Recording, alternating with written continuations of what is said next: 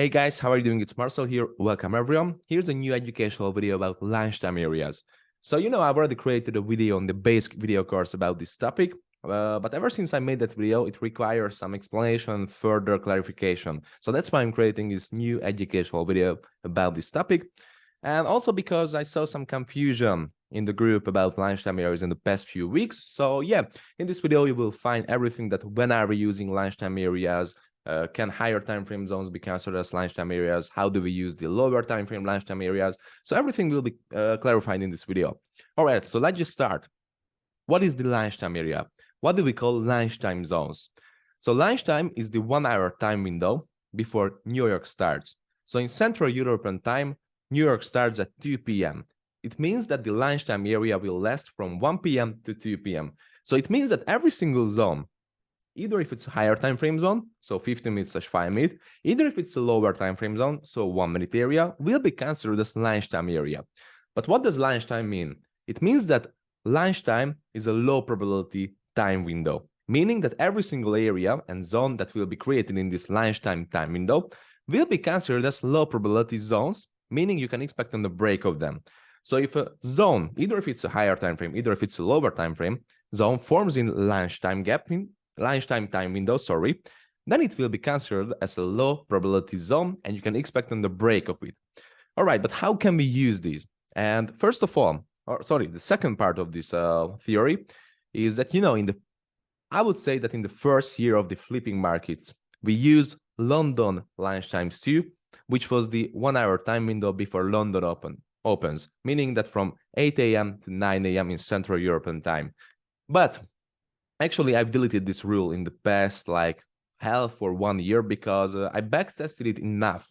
I just backtested it and I saw that lunchtime only works in the 1 hour time window before New York opens. And Frankfurt Open, which is the 8 a.m. Central European time, can be considered as lunchtime. So lunchtime only lasts before New York Open, that 1 hour time window. So lunchtime LT is from 1 p.m. to 2 p.m. CET, Central European time. This is the only lunchtime we use. So we don't use London lunchtimes anymore because those actually tend to work out.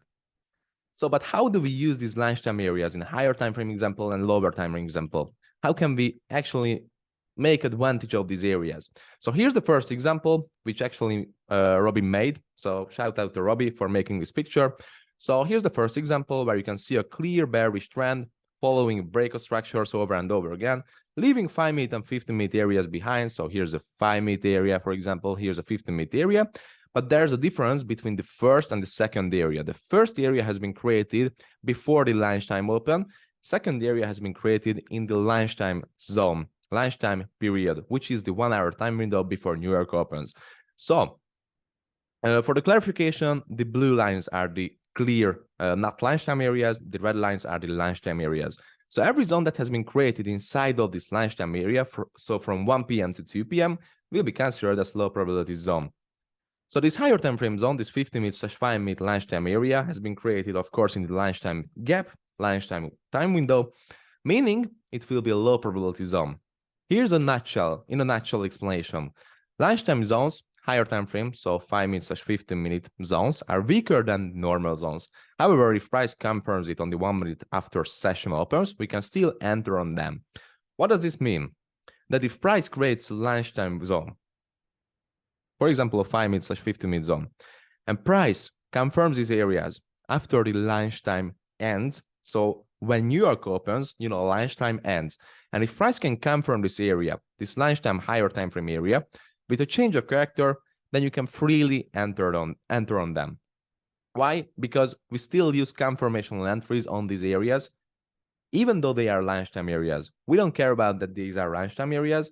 The lunchtime only means that we can set direct limit order on these areas, and only means that these are weaker zones than normal areas. But however, we can still confirm them on the 1 minute chart. So if a higher time frame creates a 15 minute / 5 minute lunchtime area, you can still wait for the confirmation of that zone on the 1 minute chart only after the New York Open. If the confirmation happens it still happens in the lunchtime period, then that 1 minute area will still be lunchtime area, but it will be explained here.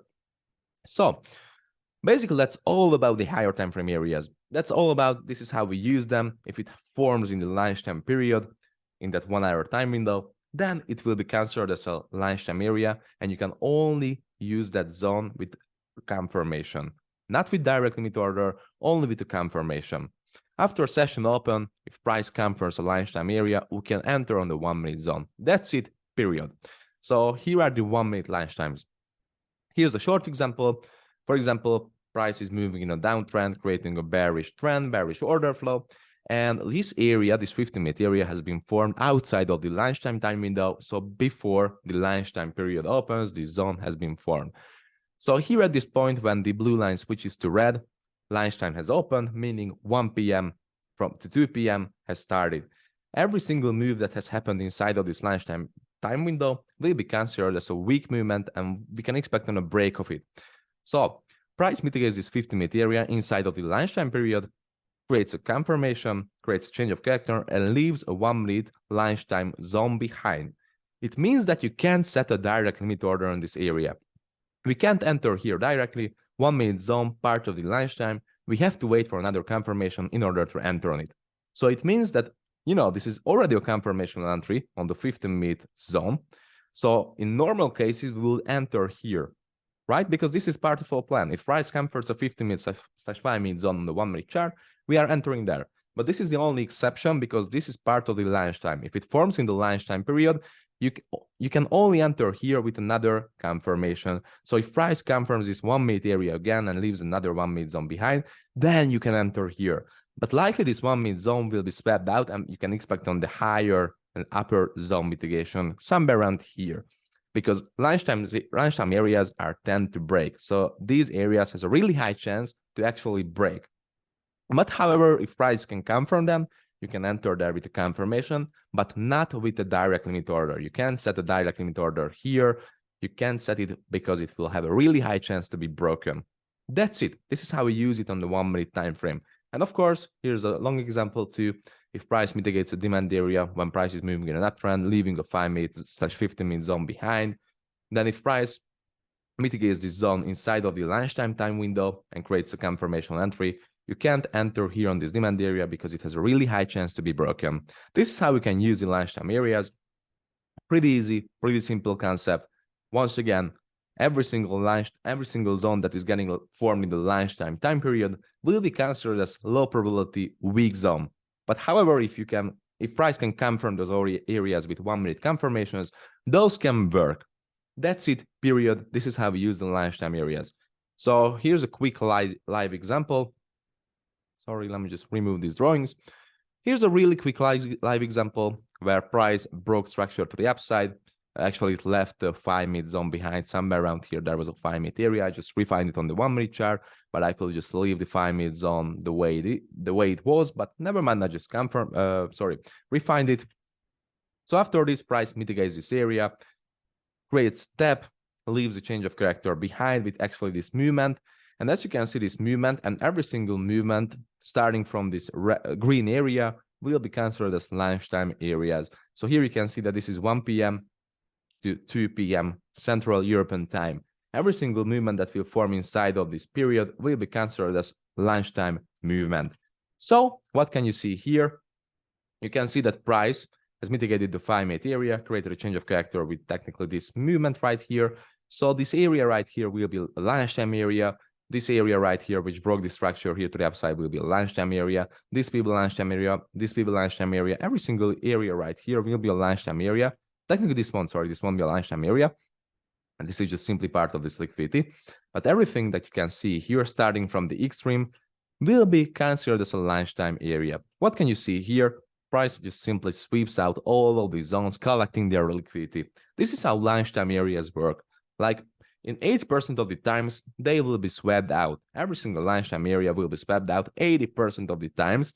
But however, there's that 20% chance when price can confirm these areas and you can enter there with confirmation, but only with confirmation. If price would have moved down here to this area and would have confirmed it with a change of character, only outside of the lunchtime zone. So only when lunchtime period ends and New York opens, we can expect the confirmation, but only here. And if the confirmation happens, you can enter here with a really nice entry, confirmed entry.